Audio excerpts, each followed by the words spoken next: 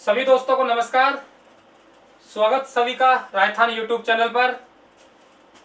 मेरे मित्रों, हम लोग जो चर्चा कर रहे हैं कि भारत का संविधान वाला पोर्शन चल रहा है। भारत के संविधान में हम लोग संवैधानिक विकास का पार्ट पढ़ रहे हैं और संवैधानिक विकास के 7 पार्ट आप तक पहुंच गए।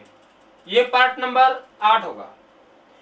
इसमें हम लोग जो बात करेंगे, पिछला पार्ट में हम लोगों ने संविधान सभा पढ़ी और संविधान सभा में 13 दिसंबर 1946 तक हम पढ़ चुके थे। पंडित जवाहरलाल नेहरू द्वारा जो उद्देश्य प्रस्ताव रखा गया, उस उद्देश्य प्रस्ताव की क्या विशेषताएं थी और उद्देश्य प्रस्ताव को हमने कब पारित किया संविधान सभा द्वारा, ये हम लोग चर्चा कर चुके हैं।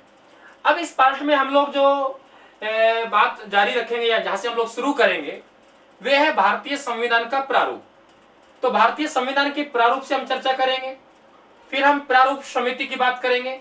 यहाँ 2-4 बातें मैं आपको नहीं बताऊंगा, बहुत इंपॉर्टेंट बातें ही बताऊंगा, और लास्ट तक हम संविधान निर्माण तक इस पार्ट को लेके चलेंगे। ठीक है, तो आइए मेरे साथ जुड़िए। पॉइंट जो हमारा है, जिसकी हम लोग बात कर रहे हैं, ये संविधान सभा चल रहा है और संविधान सभा में काफी पार्ट हम लोग पीछे पढ़ चुके हैं, यानी बहुत अच्छी तरीके से हमने चर्चा की है। हम लोग जो इसमें बात करेंगे मित्रों, वे बात भारतीय संविधान के प्रारूप की बात करेंगे। तो प्रारूप में आप एक बात बहुत अच्छी तरीके से समझ लें कि डॉक्टर भीमराव अंबेडकर प्रारूप समिति के अध्यक्ष थे और प्रारूप समिति में 7 मेंबर थे, लेकिन उन्होंने प्रारूप तैयार नहीं किया था। देखिए मेरे साथ जुड़िए दोस्तों, हम लोग बात कर रहे हैं भारतीय संविधान के प्रारूप की। हेडिंग डाल लीजिए, भारतीय संविधान का प्रारूप। एक व्यक्ति, बहुत बड़े जानकार, जिनका नाम है BN राव, बी नेगल राव, BN राव उनका नाम है। उन्हें भारतीय संविधान का संवैधानिक सलाहकार नियुक्त किया था। संवैधानिक सलाहकार इन्हें बनाया गया और इन्होंने क्या किया कि भारतीय संविधान का जो प्रारूप है उसका लेखन किया। और दोस्तों ध्यान रखना, इन्होंने जितना भी लेखन किया वे निःशुल्क रूप से अपनी सेवाएं दी। निःशुल्क रूप से इन्होंने अपनी सेवाएं दी, ये आप ध्यान रखें। तो भारतीय संविधान के जो प्रारूप के लेखन का जो काम कर रहे हैं, वे लेखन का काम कौन कर रहे हैं? आपका BN राव कर रहे हैं और BN राव को हम संवैधानिक सलाहकार कहते हैं। देखिए BN राव जो आपका अंतर्राष्ट्रीय न्यायालय है, अंतर्राष्ट्रीय जो न्यायालय है उसके ये न्यायाधीश भी रहे हैं। यानी अंतर्राष्ट्रीय न्यायालय का अगर भारत से कोई पहले न्यायाधीश हैं, कहां से? भारत से अगर कोई पहले न्यायाधीश हैं तो मेरे मित्रों ध्यान रखना, वे हमारे BN राव है। कौन है?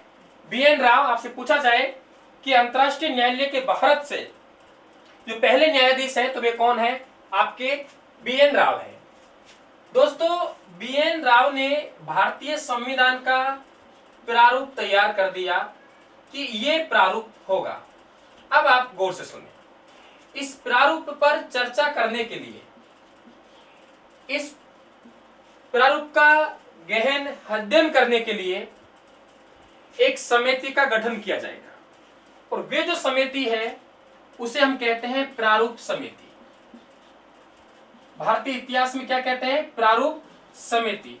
प्रारूप समिति काम क्या करेगी? जो BN राव ने जो प्रारूप तैयार किया है उस प्रारूप पर ही पूरा काम करेगी, तो वे प्रारूप समिति थी। इनके बारे में ऐसा कहा जाता है कि डॉक्टर राजेंद्र प्रसाद ने सर BN राव को विदेशों के भ्रमण पर भेजा कि आप जाइए और दुनिया के जो संविधानों के जानकार हैं, बहुत बड़े विद्वान हैं, उनके पास जाइए और उनसे मार्गदर्शन लेके आइए कि हमें किस प्रकार से संविधान निर्माण करना चाहिए। तो दोस्तों आपने एक नाम सुना होगा आइवर जेनिंग्स का। आइवर जेनिंग्स मैं आपको आगे भी पढ़ाऊंगा, तब हम लोग संविधान सभा और संविधान की आलोचना पढ़ेंगे तो उसमें आइवर जेनिंग्स भी संविधान सभा की आलोचना करेंगे और आलोचना करते हुए कहेंगे कि जो भारतीय संविधान है वे वकीलों का स्वर्ग है। तो आइवर जेनिंग्स इंग्लैंड के थे और दुनिया भर के संविधानों का ये विद्वान थे। तो बताया जाता है कि सर BN राव वहां पहुंचे और डॉक्टर राजेंद्र प्रसाद ने इन्हें भेजा। वहां जाके पूछा, जी हमें कोई ऐसा व्यक्ति बताइए जिससे हम जानकारी ले सकें कि भारत का हमारा संविधान, हमारा देश का हम कैसे तैयार करें। तो उन्होंने कहा कि आप क्या पागल हो गए हो क्या? आप लोगों को आपके भारत में ही एक ऐसा आदमी मिल जाएगा जो बहुत बड़े विद्वान है। इन्होंने कहा कि क्या नाम है उनका? बोला जी डॉक्टर भीमराव अंबेडकर। नाम क्या है? डॉक्टर भीमराव अंबेडकर। तो डॉक्टर भीमराव अंबेडकर का नाम सुझाया गया। सर BN राव यहां आए, डॉक्टर राजेंद्र प्रसाद से मिले, डॉक्टर राजेंद्र प्रसाद को बात बताई, लेकिन एक समस्या आ गई मित्रों। ये समस्या क्या है मैं आपको बता दूं। देखिए कि डॉक्टर भीमराव अंबेडकर की हम बात करें, डॉक्टर भीमराव अंबेडकर, डॉक्टर भीमराव अंबेडकर और कांग्रेस में बिल्कुल नहीं बनती थी। डॉक्टर भीमराव अंबेडकर कांग्रेस के बिल्कुल विरोधी थे। इनकी एक पुस्तक भी है कि कांग्रेस और गांधी ने अछूतों के लिए क्या किया। कांग्रेस और गांधी ने अछूतों के लिए क्या किया? कांग्रेस से इनकी बिल्कुल नहीं बनती थी। समस्या क्या थी वे मैं आपके सामने रख रहा हूं। देखिए डॉक्टर भीमराव अंबेडकर ने अपना जो इलेक्शन लड़ा, वे इलेक्शन संविधान सभा के लिए बताया जाता कि बंबई प्रांत से लड़ा और वहां से बिना कांग्रेस के सपोर्ट के लड़ा। और कांग्रेस उस समय बहुत बड़ा ताकतवर दल था। तो वहां से चुनाव हार गए। समस्या आ गई। फिर मुस्लिम लीग के सहयोग से बंगाल में एक सीट पड़ती थी। बंगाल में एक सीट थी जिसका नाम था जेसुर कुलना। दोस्तों क्या नाम था? जेसुर कुलना। जेसुर कुलना से मुस्लिम लीग के सहयोग से चुनाव लड़ा, वहां से चुनाव जीते और डॉक्टर भीमराव अंबेडकर संविधान सभा के लिए चुने गए, संविधान सभा में पहुंचे। लेकिन समस्या ये आ गई, तब भारत पाकिस्तान का बंटवारा हुआ तो इनका जो विधानसभा क्षेत्र है, शायद अब तो वर्तमान में बांग्लादेश में पड़ना चाहिए, वे विभाजन से पाकिस्तान में चले गया। यानी इनकी संसदीय सीट पाकिस्तान में चले गई। क्लियर? और मुस्लिम लीग जिनका सपोर्टर था वे भी चले गया। अब समस्या ये आ गई कि डॉक्टर भीमराव अंबेडकर संविधान सभा के सदस्य रहे नहीं और दुनिया भर के जो विद्वान हैं, संविधानों के ज्ञाता हैं, आइवर जेनिंग्स, ऐसे लोगों ने ये कहा कि आपके देश में ही बहुत बड़ा ज्ञाता है डॉक्टर भीमराव अंबेडकर, उनके पास जाइए ना आप लोगों को। लेकिन वे तो संविधान सभा के सदस्य नहीं रहे। डॉक्टर राजेंद्र प्रसाद ने क्या किया, जो बॉम्बे प्रांत है, बॉम्बे प्रांत के मुख्यमंत्री को एक पत्र लिखा कि भाई हमें कांग्रेस के सपोर्ट से डॉक्टर भीमराव अंबेडकर को लाना पड़ेगा क्योंकि ये बहुत बड़े विधि के जानकार है। तो हुआ क्या कि आपके जो बॉम्बे प्रांत है, ध्यान से सुनते जाना मेरे मित्रों, फैक्टों के साथ में आप लोगों को कॉन्सेप्ट क्लियर होना चाहिए। चाहे कोई इंटरव्यू दे, मेंस दे, कोई फर्क नहीं पड़ रहा। जो मैं पढ़ा रहा हूं आपको, चाहे आरएस प्री निकाले से आरएस मेंस निकाले, कोई फर्क पड़ने वाला नहीं है। बॉम्बे जो प्रांत है, बॉम्बे प्रांत, इसकी एक संसदीय सीट है। दोस्तों क्या है? संसदीय सीट। और वे संसदीय सीट है पूना। क्या नाम है? पूना। पूना संसदीय सीट है और पूना से एक कांग्रेस के संविधान सभा में सदस्य थे, उनका नाम है दोस्तों MR जयकर। MR जयकर।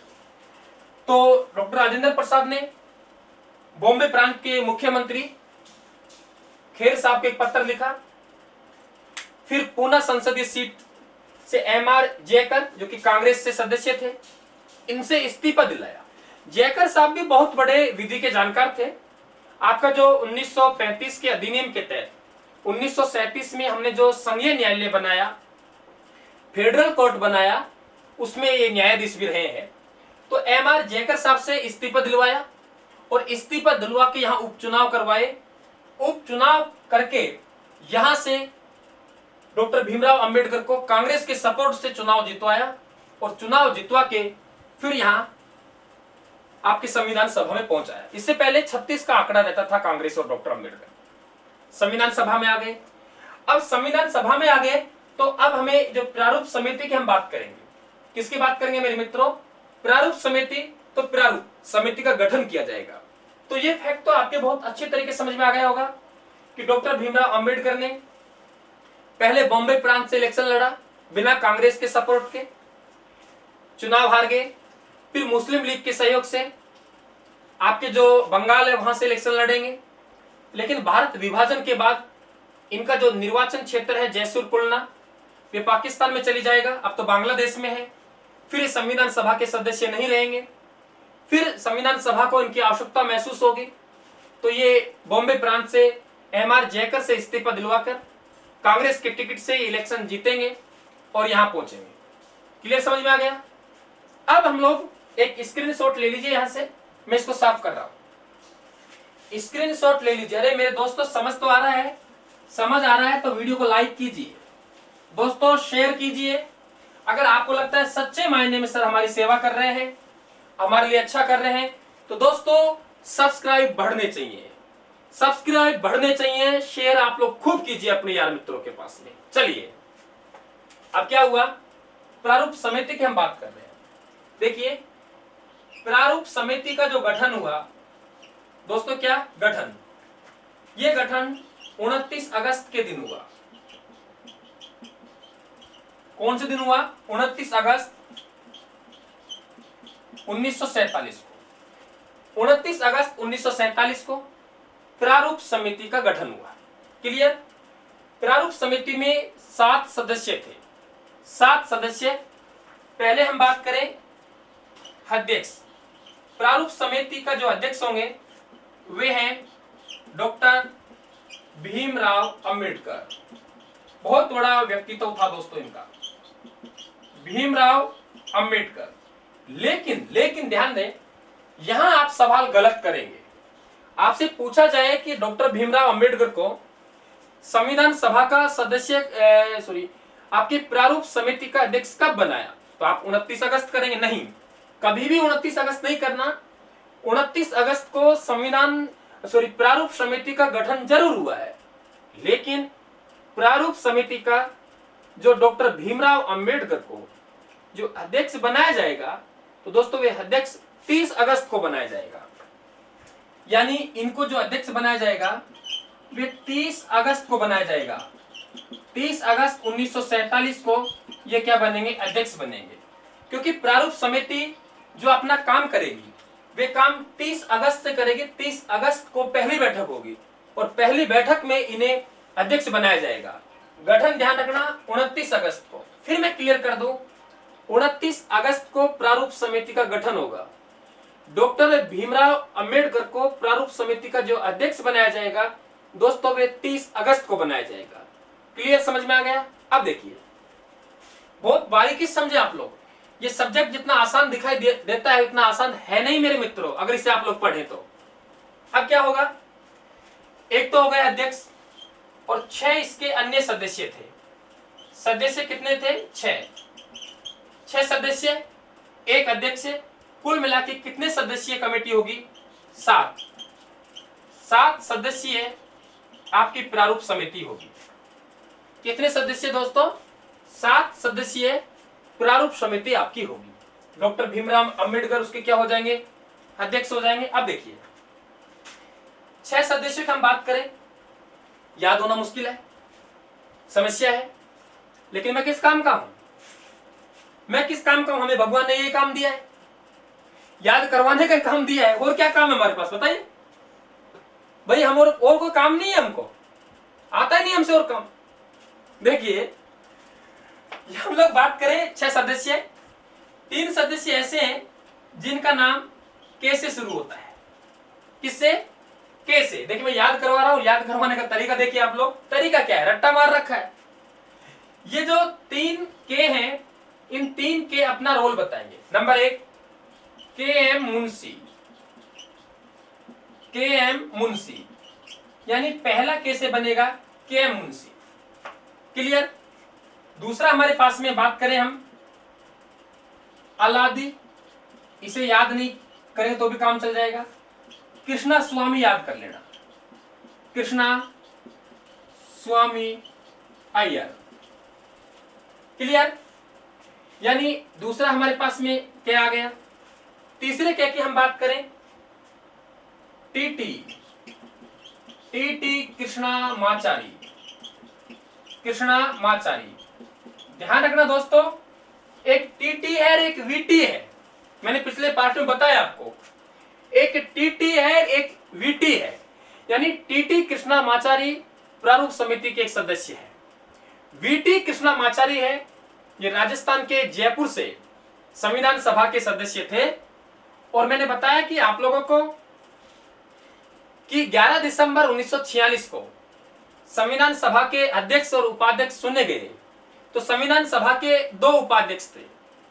जब संविधान सभा ब्रिटिश भारत के लिए काम करती थी तो उसके उपाध्यक्ष H.C. मुखर्जी रहते थे, और तब ये संविधान सभा देशी भारत के लिए काम करती थी तो उसके उपाध्यक्ष वीटी कृष्णामाचारी रहते थे। तो आप देख लेना कि वीटी कृष्णामाचारी है और या टीटी कृष्णामाचारी है। तो ध्यान रखना ये टीटी कृष्णामाचारी है, यानी एक के से के एम मुंशी, दूसरे से कृष्णा स्वामी और तीसरे से कृष्णामाचारी।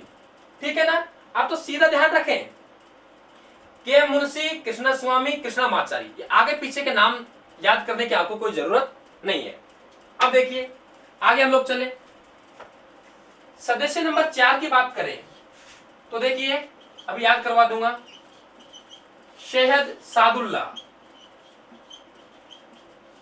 5 की हम बात करें, किसकी बात करें 5 नंबर पॉइंट की हम बात करें तो 5 नंबर हमारे पास होगा एन माधवराव, एन माधवराव।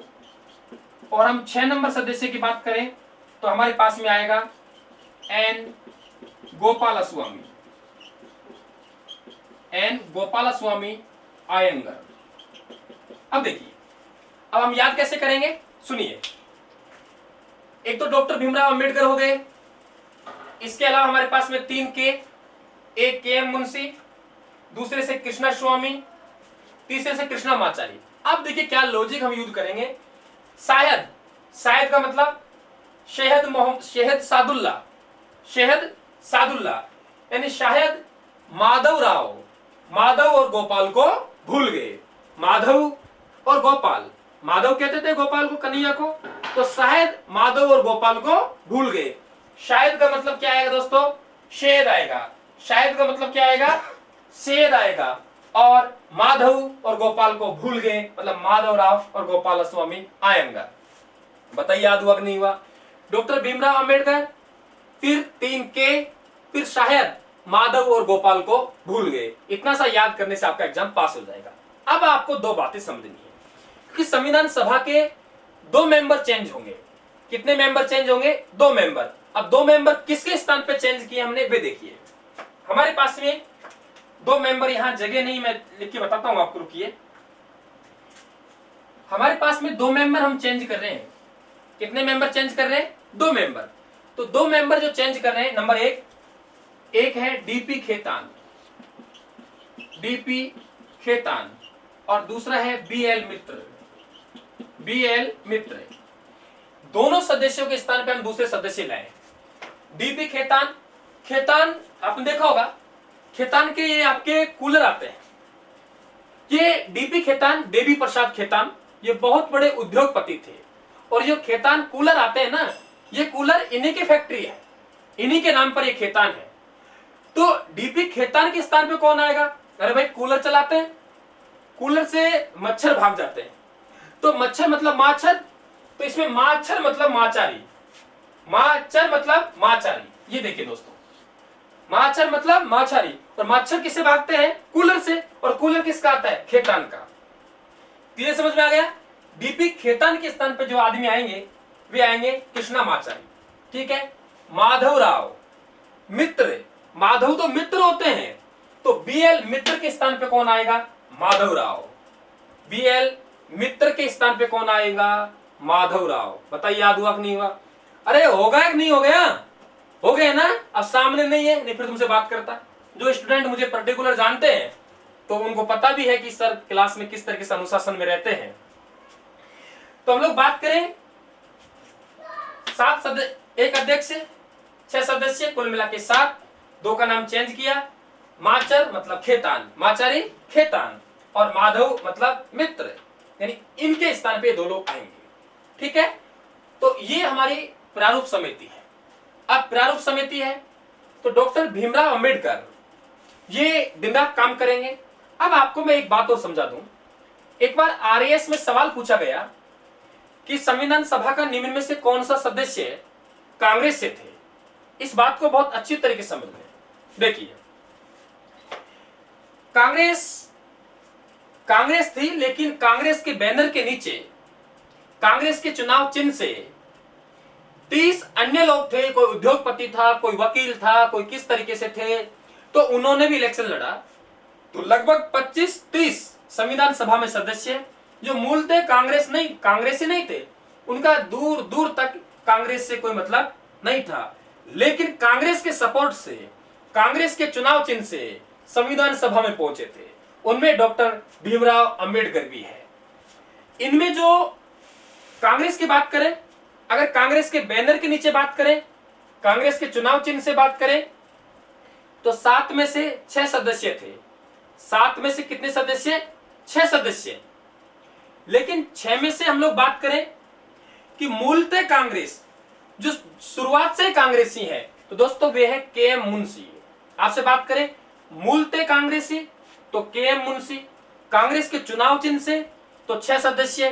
ठीक है, और एक सदस्य बचा, कौन? मोहम्मद शहीद सादुल्ला।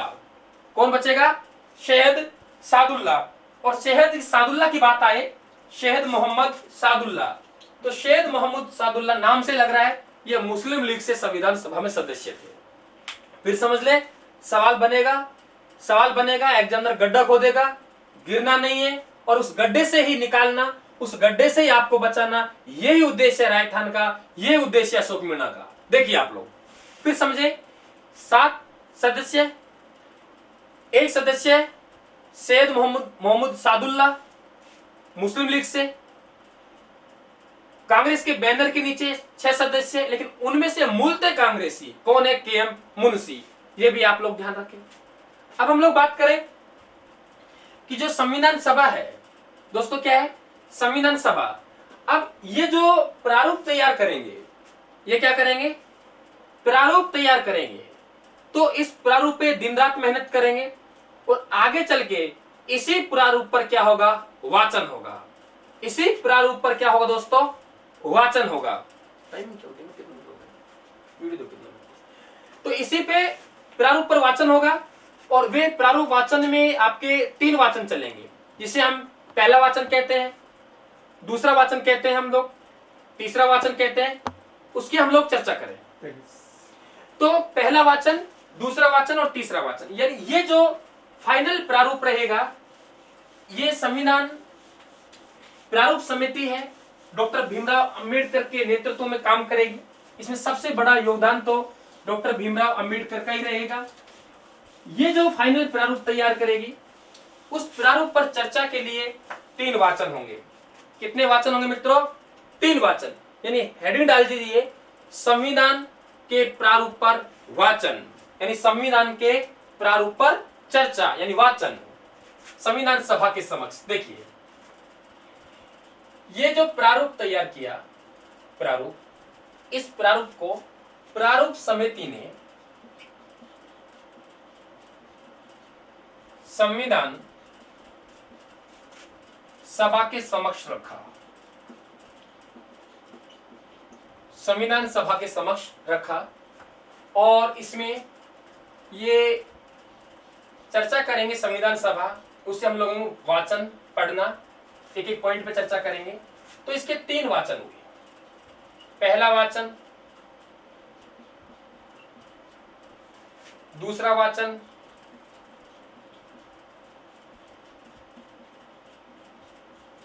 तीसरा वाचन।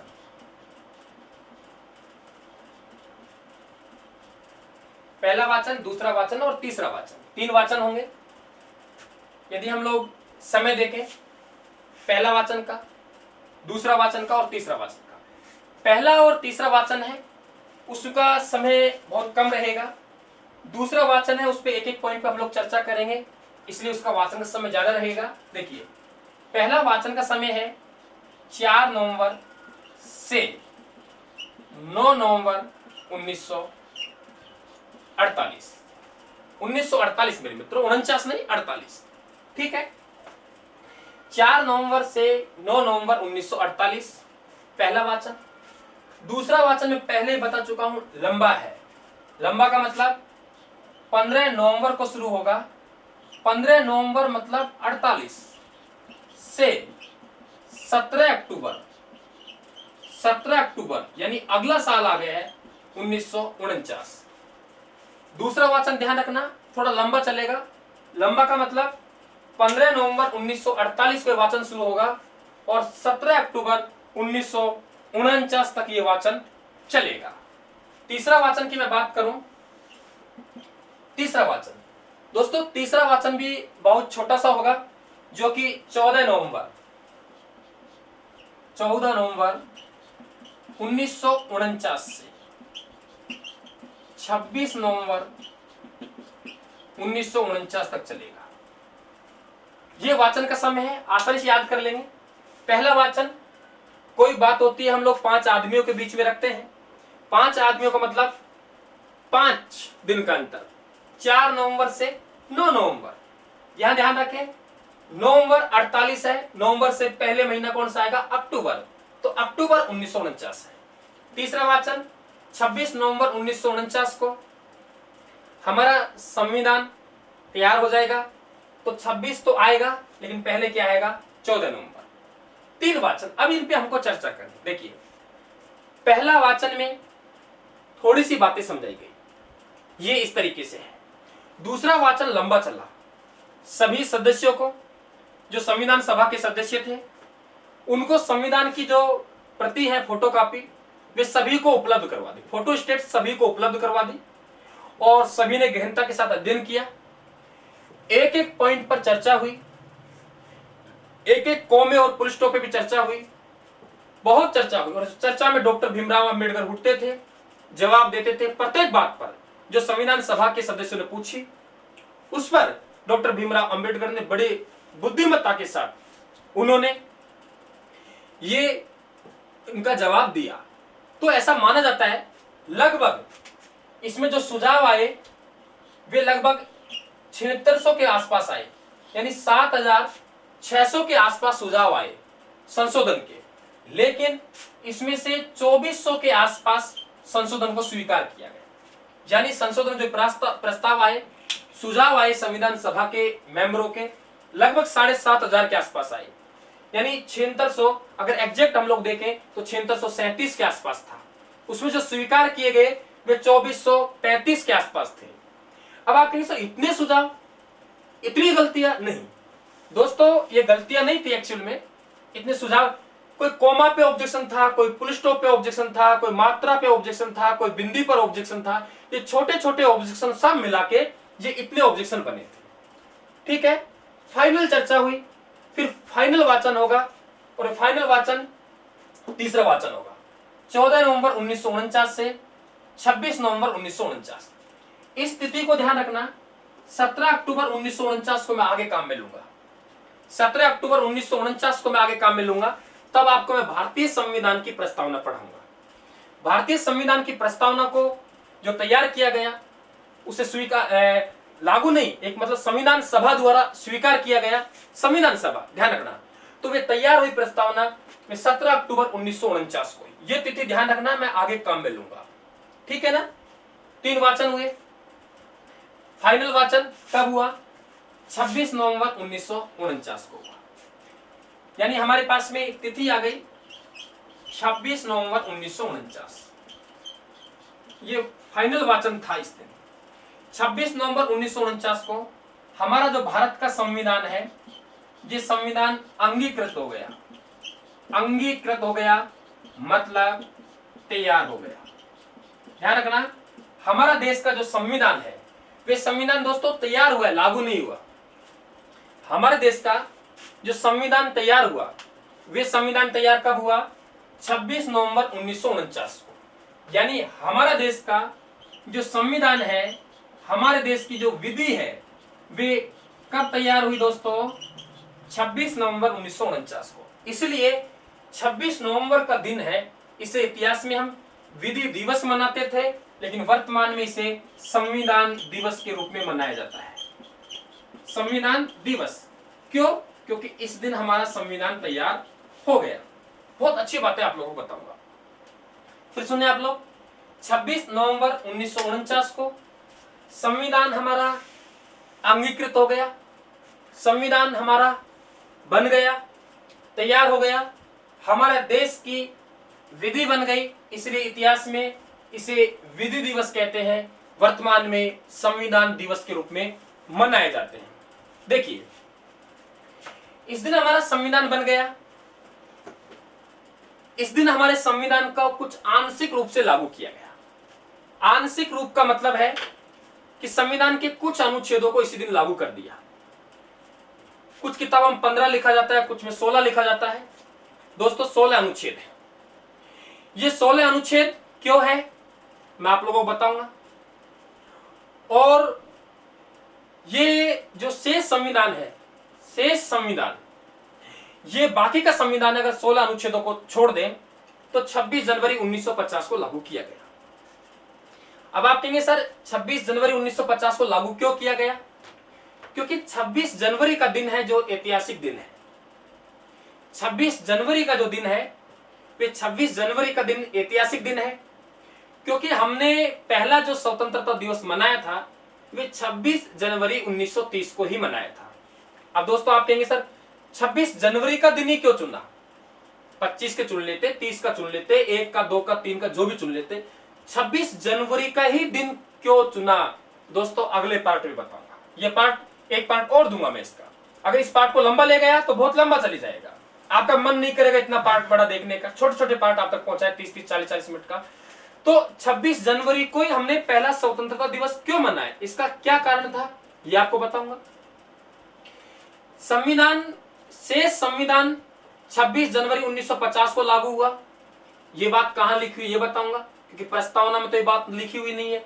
कहीं तो संविधान में लिखी होगी कि 26 नवंबर 1949 को संविधान तैयार हो गया। ये प्रस्तावना में लिखा हुआ है, ये प्रस्तावना में लिखा हुआ है।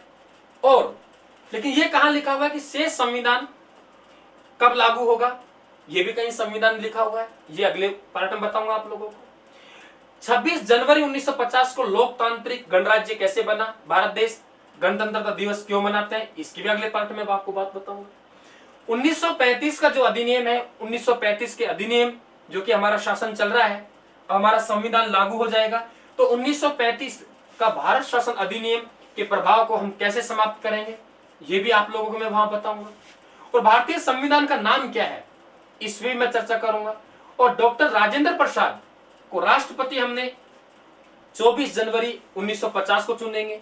और देश का जो सर्वोच्च पदाधिकारी है वे निर्वाचित होगा, तो वे निर्वाचित होता है, राष्ट्रपति होता है, इसलिए हम लोग गणराज्य कहते हैं। उसे क्या कहते हैं? गणराज्य कहते हैं, गणतंत्र कहते हैं।